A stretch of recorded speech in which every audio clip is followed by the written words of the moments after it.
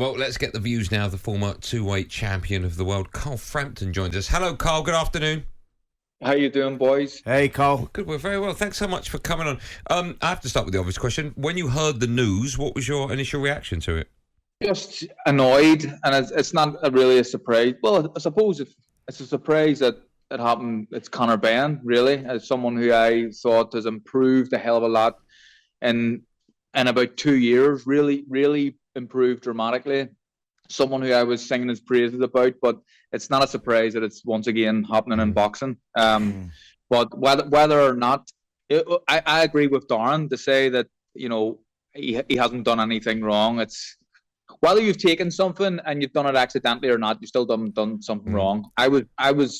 It was drilled into me as an amateur, like about what I can and can't take. So you should just know better. Frank, sorry, Carl, let me ask you, one of your tweets that you put out on social media not too long ago, I'll read it out. It says, boxing does itself no favours. There should be no grey areas. If you fail a test, you're banned. And in my opinion, you should be banned for life. Do you think, with a sport such as boxing, I'm going to name no names here, but do you think because there is just too much money in this sport that's never, ever likely to happen?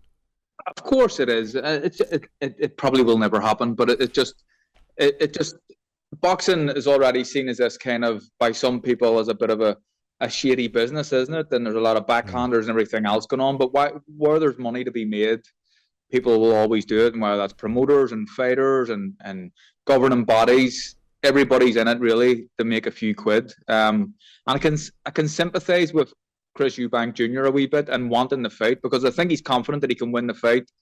And it would be a shame for him to miss out on a monstrous payday because that someone else had potentially cheated. Carl, I've got to ask you a question. Like, listen, you've done many a training camp. Now, obviously, Conor Benn, whatever's in his system. Now, are you absolutely aware of everything that goes into your body? Like, because of someone in his team potentially have given him something with him being unawares of what it is? Well, we've heard that scenario before where someone says that we're spiked with performance-enhancing drugs, which it doesn't sit well with me and it doesn't really fly with me. But I know what I'm taking. I'm not taking stuff off other people, and it's been drilled into me since day one as an amateur. We had certain supplements like multivitamins I could take, and we couldn't take certain protein powders and stuff. It was really, really strict and stringent. The fact where I actually had a bit of psoriasis on my skin before I fought in El Paso, and it was actually a bit more than a bit. It was a good bit. And I got a bit embarrassed by it, and I pulled my socks up high to cover it up. But I was offered like a topical ointment from a dermatologist, but it contains steroids, so I didn't take it. I was afraid to take it. Like, you just have to be uber safe, and some people clearly aren't. I mean, Cole, this is a fertility drug. A fertility drug that is known, if it's a female fertility drug that if males take it is known to increase testosterone levels quite considerably. I mean, surely you would know what you was taking if a male's not going to take a fertility drug, is he really? You'd imagine. Unless you would imagine that, And do you think that this puts the sport in a real grey area, with what's going on here, because the sport is sort of riddled with it at the moment, and with this going on, a fight of this magnitude, if it goes ahead, do you think it's a real grey area? Yeah, of course it is, and I think there's a lot of money to be made. So the funny thing is that because of what's happened today and what's came out today, both guys, if the fight does go ahead, will probably make more money than before because the pay-per-view revenue will increase and people will want to watch it. And it's a shame to say that, but that's the case. But it's happening, Spence, like it's just happening way too regularly now in this sport. And I would have been someone 5 or 6 years ago who would have, said that I don't think it's rife in the sport. But the more and more I hear about it, I think it's a lot more rife than you'd like to believe. Carl, if somehow they get this sanction and the fight goes ahead, if you were Chris Eubank Jr., would you take the fight still? If it was me, I would take the fight because I believe Chris Eubank was going to win the fight anyway. I think he's too big in the fight, but it's more than that. It's not. I think that's a disservice to Chris Eubank Jr. to say you're going to win it because you're too big. I think he's very, very good as well. He's very fast hands. He's as tough as nails, as tough as the old man was. I would personally take it. But what I would be saying if I was Chris Eubank is you can, that 10% or the £10 weigh in the day of, I would say you can forget about that. If I make a weight, I can weigh in whatever I want the next day. There's been an adverse finding in your drug test, so it would be quite funny if someone made a point of Chris Eubank coming in a little bit over than the £10 next day weight limit.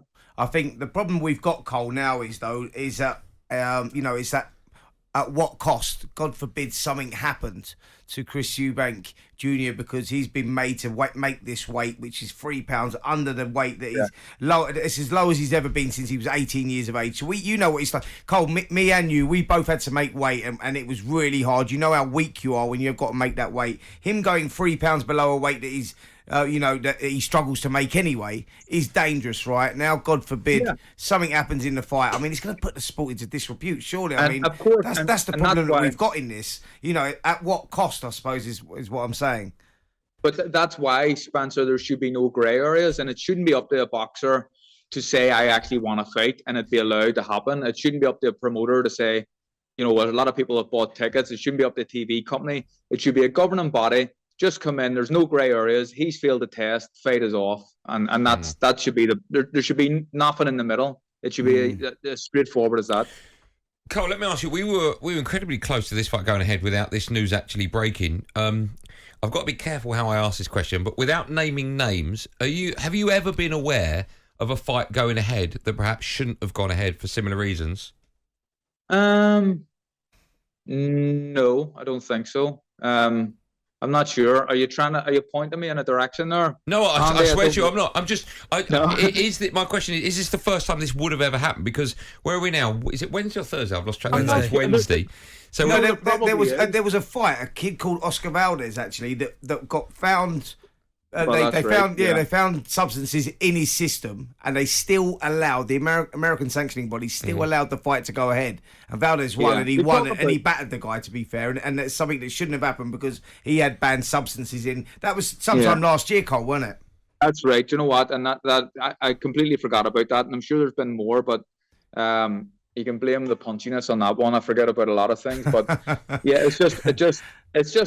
it's just happening way too often now in this sport, and a sport that I love, and it's a very, very dangerous sport, and God forbid something did happen. But horrible to say this, but I think it probably would take something bad to happen by someone who's been taking performance enhancing drugs to hurt someone really bad, incident really bad in a fight, for serious sanctions to happen. Okay. Just before we let you go, just in a word, with everything that you know, do you think this fight should go ahead if it does get a foreign sanction? Should? I would say no, it shouldn't, but it probably will. Okay. Carl, real pleasure as always. Thanks so much for your time. Thanks, guys. There you go, the wonderful former 2-weight world champion, Carl Frampton.